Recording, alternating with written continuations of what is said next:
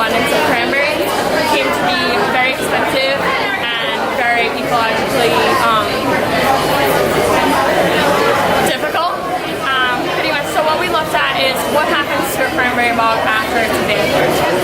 We went to bogs of different statuses. So we went from an active bog, which was our time 0, all the way to a cranberry bog that's been abandoned for 60 years.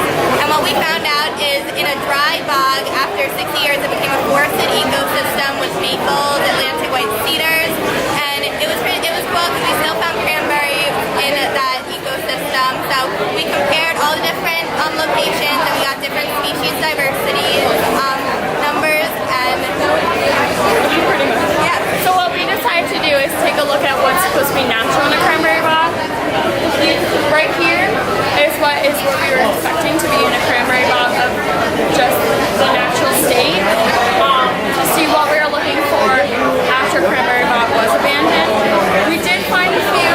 We did find some extras that transformed it into a different ecosystem.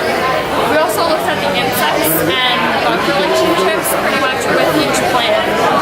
So as you can see here, we have a lot of dragonflies, spiders, isopods, grasshoppers, and each corresponded with a different ecosystem and different cranberry bog site. What we found is more dragonflies were in, and bees were in more active bogs because they're more pollinating, so they enjoy the flowers and the open spaces. And towards the forested areas, we found more spiders and isopods, which are predators, and they were really good at decomposing and breaking down organic compounds. So basically, in conclusion, what we found is that once a cranberry bog is abandoned, it can revive itself if it's not touched by